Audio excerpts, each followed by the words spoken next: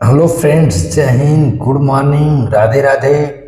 तो स्वागत है आप लोग का अपना YouTube channel as the rate educational knowledge पे। जैसा कि आप लोग देख रहे हैं, इधर लगातार हम बोर्ड परीक्षा की दृष्टि से कुछ न कुछ प्रश्नों को लेकर के आ रहे हैं, और कहीं ना कहीं इसमें आपके कई प्रीवियस ईयर पेपर के बहुविकल्पी प्रश्न, अति लघुत्तरी और लघुत्तरी प्रश्न को हमने सॉल्व किया। तो दोस्तों देखिए, आप लोग अगर इधर पूरे वर्ष में बहुत अच्छे से सामाजिक विज्ञान का क्लास नहीं किए या किए होंगे तो भी कोई बात नहीं है। अगर आप लोग बहुत अच्छे से क्लास किए तो बहुत अच्छी बात है। तो उसी के अनुसार हम इन प्रश्नों को लेकर के आए हैं जो हमारे परीक्षा में पूछे गए हैं या आने की संभावनाएं हैं या हमारे परीक्षा की दृष्टि से बहुत ही महत्वपूर्ण है। आज हम लेकर के आए हैं 2022 और 23 का कुछ मॉडल क्वेश्चंस। तो रोजाना की तरह हम शुरुआत करेंगे बहुविकल्पी प्रश्न से। पहला हमारा प्रश्न है, सामाजिक समझौता नामक पुस्तक के लेखक कौन है? Rousseau, Montesquieu, Necker, Diderot. तो यहाँ रूसो हो जाएंगे।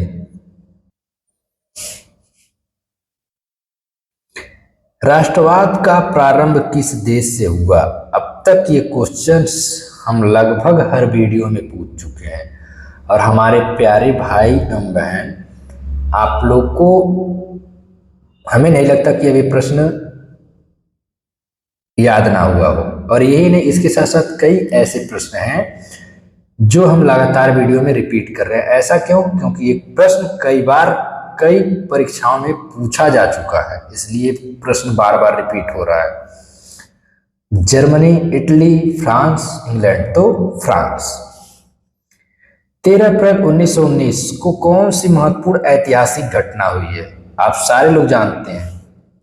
काकोरी कांड, जलियांवाला बाग हत्याकांड, भारत छोड़ो आंदोलन, असहयोग आंदोलन। तो जलियांवाला बाग हत्याकांड कब हुआ था? 13 अप्रैल 1919 को।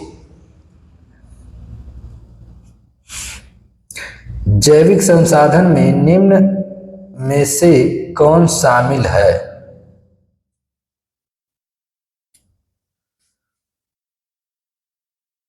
पशु, वन, मनुष्य, सभी।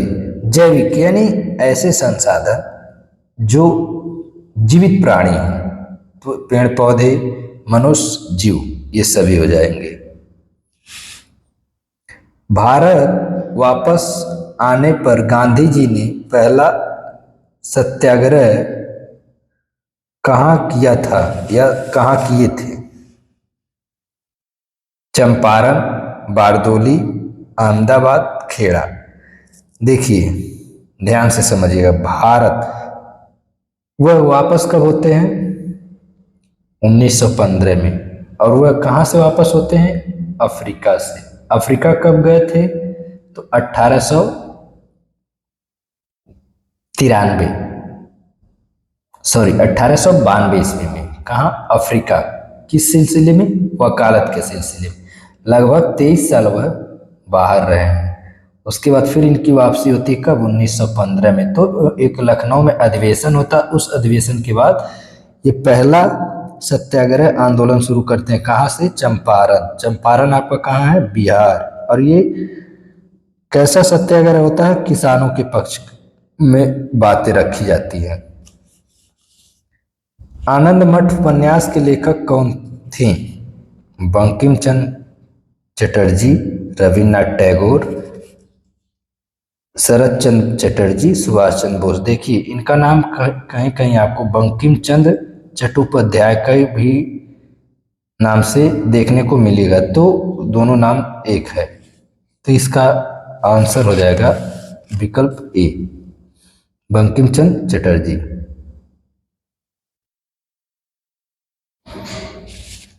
चीता को भारत में कब लुप्त प्राय घोषित किया गया? 1952, 1964, 1972, 1984। तो ये कब हुआ था? 1952 में।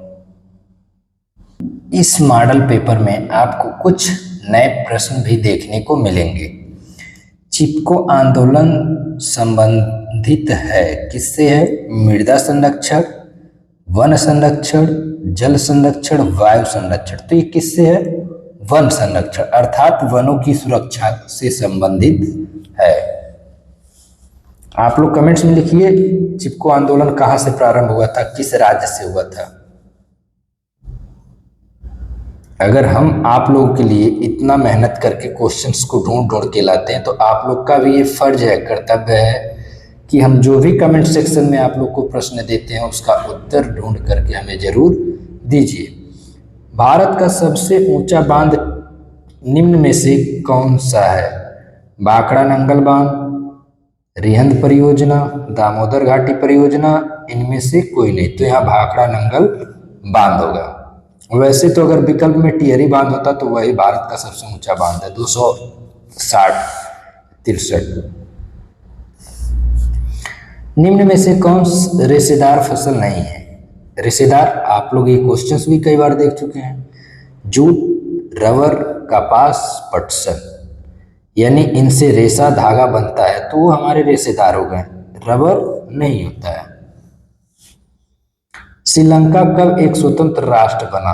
1946 ईस्वी में, 1947 ईस्वी में, 1948 ईस्वी में, 1984। तो कब बना था? 1948 ईस्वी में। संविधान बनकर कब तैयार हुआ? भारत का संविधान कब बनकर के तैयार हुआ? 26 नवंबर 1947, 26 नवंबर 1949 को, 26 जनवरी 1950 को, 15 अगस्त 1947 को। तो ऐसे विकल्प मिलेंगे तो ये आपका सही उत्तर हो जाएगा 26 नवंबर 1949 को। कमेंट्स में लिखेंगे कि ये लागू कब होता है। निम्नलिखित में से कौन शासन का अंग नहीं है? कार्यपालिका, नगरपालिका, न्यायपालिका और विधायिका। तो नगरपालिका।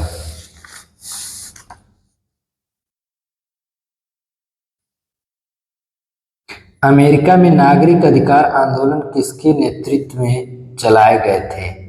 Abraham Lincoln, Martin Luther king, Peter Norman. Sorry, यहाँ ये विकल्प कुछ और होना चाहिए। तो यहाँ जो आपका आंसर होगा मार्टिन लूथर किंग।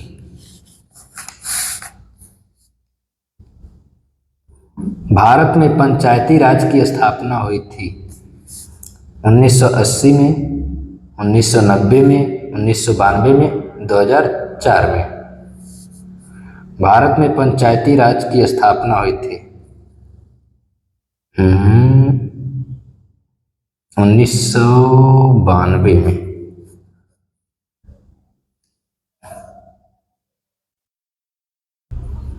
एक वस्तु का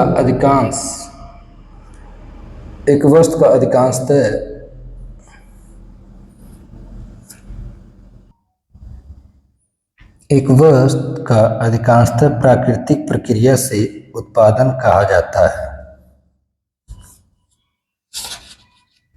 प्राकृतिक क्षेत्रक, द्वितीय क्षेत्रक, तृतीय क्षेत्रक, सूचना प्रौद्योगिकी। तो यहाँ हो जाएगा आपका प्राकृतिक क्षेत्रक।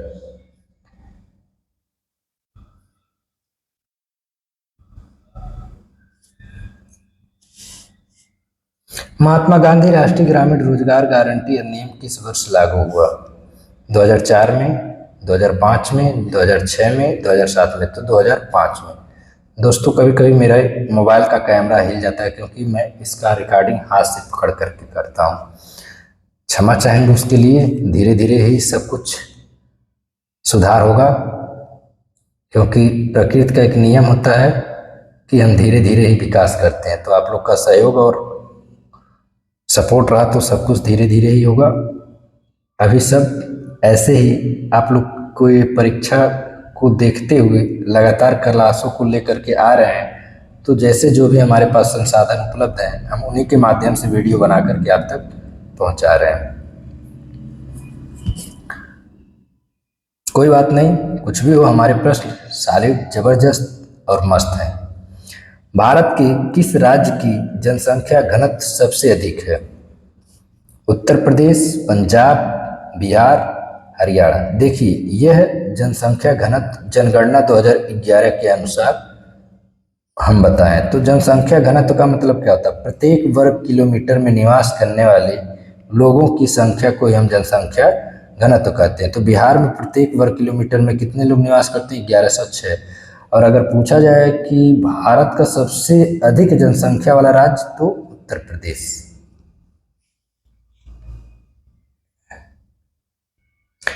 निम्न में से कौन सी संस्था देशों को ऋण प्रदान करती है? विश्व बैंक, अंतर्राष्ट्रीय मुद्रा कोष, संयुक्त राष्ट्र संघ, UNDP। तो विश्व बैंक ही सबको क्या करती है? ऋण, कर्ज देती है। निम्न में से किस राज्य की प्रति व्यक्ति आय सर्वाधिक है? हरियाणा। देखिए, अगर यहाँ सिक्किम होता तो सिक्किम विकल्प हमारा सही हो जाता। हरियाणा, बिहार, राजस्थान, मेघालय। तो यहाँ हरियाणा हो जाएगा। अब इसमें 2-3 प्रश्न हम देखेंगे, लघुत्तरी और लघुत्तरी। पेपर के हम सारे प्रश्न एक वीडियो में सॉल्व नहीं करा सकते, क्योंकि हमारे वीडियो का जो समय है वह बहुत अधिक हो जाएगा, हमारा वीडियो बहुत लंबा हो जाएगा। इसके वजह से हम उन प्रश्नों को चुन करके रखते हैं जो हमें महत्वपूर्ण लगते हैं। ये कुछ प्रश्न हमारे पास पड़े हुए थे, उनको भी हमने शामिल कर दिया है, इसको भी देख लेंगे। खूनी रविवार के बारे में लिखिए। खूनी रविवार 22 जनवरी 1905 को रूस के सेंट पीटर्सबर्ग में, ये सेंट पीटर्सबर्ग वही स्थान है जहां महात्मा गांधी जी को चलते हुए ट्रेन से धक्का दिया गया था। सॉरी, सेंट पीटर्सबर्ग, थोड़ा सा कंफ्यूजन है शायद, फिर से देखते हैं। खूनी रविवार 22 जनवरी 1905 को रूस के सेंट पीटर्सबर्ग में हुई घटनाओं की एक श्रृंखला थी। इंपीरियल गार्ड के सैनिकों ने फादर जॉर्जी गैपान के नेतृत्व में निहत्थे प्रदर्शनकारियों पर गोलीबारी की। जब वे रूस के जार निकोलस द्वितीय को एक याचिका देने के लिए विंटर पैलेस की ओर मार्च कर रहे थे। देखिए, ये भी क्वेश्चंस कई बार पूछा गया। मृदा अपरदन किसे कहते हैं? मृदा अपरदन क्या है? मृदा अपरदन को परिभाषित कीजिए, परिभाषा दीजिए। तो ये क्वेश्चंस आपका IMP है, यानी इम्पोर्टेंट है। मृदा अपरदन बहते हुए जल, हवा तथा जीव जंतुओं व मानव की क्रियाओं द्वारा भूपटल की ऊपरी उपजाऊ मिट्टी की परत के कट जाने और उड़कर अन्यत्र रूपांतरित हो जाने को मिट्टी का कटाव या मृदा अपरदन कहते हैं। देखिए, जब मिट्टी का कटाव होने लगता है तो उसमें से जो उसकी उर्वरा शक्ति होती है वो भी धीरे धीरे खत्म हो जाती है, कम हो जाती है, जिससे कृषि करना संभव नहीं होता। अर्थात हमारी कृषि की फसलें खराब हो जाती हैं और उसमें सही और अच्छी कृषि नहीं होती है। चिपको आंदोलन, इसके पहले हम पूछे थे, वो क्वेश्चंस हमारे सामने भी है। चिपको का मतलब होता है चिपक जाना। चिपको आंदोलन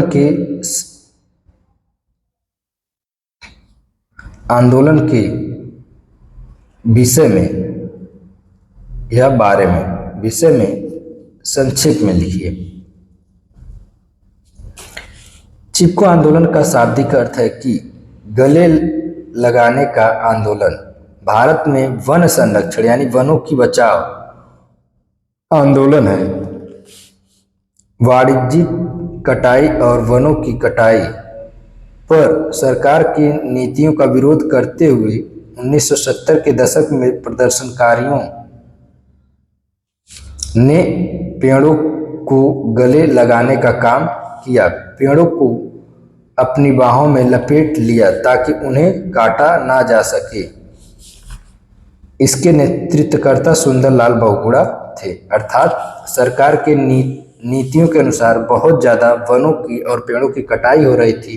तब लोगों ने इसका विरोध किया और पेड़ों से जाकर के क्या किए, लिपट गए।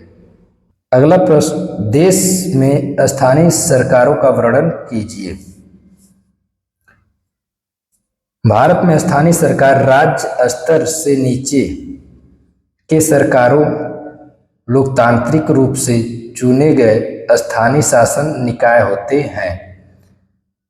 स्थानीय सरकारों का काम स्थानीय मामलों का प्रबंधन करना होता है। स्थानीय सरकारें देश के आम नागरिकों के सबसे करीब होते या होती हैं। अगला प्रश्न, मानव हित संसाधन की आवश्यकता क्यों है? संसाधनों का महत्व इस बात से है कि इनकी प्राप्ति के लिए मनुष्य कठिन से कठिन परिश्रम करता है, साहसिक यात्राएं करता है, फिर अपनी बुद्धि, प्रतिभा, क्षमता, तकनीकी ज्ञान और कुशलताओं का प्रयोग करके उनके उपयोग की योजना बनाता है, उन्हें उपयोग में लाकर अपना आर्थिक विकास करता है। इसलिए मनुष्य के संसाधन बहुत आवश्यक हैं। यह भी क्वेश्चंस कई बार बोर्ड में पूछा गया, आप लोग इस क्वेश्चंस को भी बहुत अच्छे से देख लेंगे। नदी घाटी परियोजना को बहुउद्देशीय परियोजनाएं क्यों कहा जाता है? यहीं से प्रश्न स्पष्ट हो जाता है। बहुउद्देशीय मतलब जिनके बहुत ज्यादा उद्देश्य होते हैं। नदी घाटी परियोजना को बहुउद्देशीय परियोजना कहा जाता है क्योंकि यह एक ही समय में कई काम करती हैं। इन परियोजनाओं का मकसद जल संसाधनों का इस्तेमाल कई तरह से करना होता है, जैसे जल विद्युत ऊर्जा, पीने का पानी, सिंचाई के लिए पानी मिलता है। इसमें बाढ़ नियंत्रण भी होता है, इनसे मृदा संरक्षण भी किया जाता है। तो ये हमारे कुछ प्रश्न थे। यह क्लास आप लोग को कैसा लगा कमेंट्स करना ना भूलें और हमारे क्लास को लाइक करके जरूर जाएं, शेयर और सब्सक्राइब करना ना भूलें। धन्यवाद।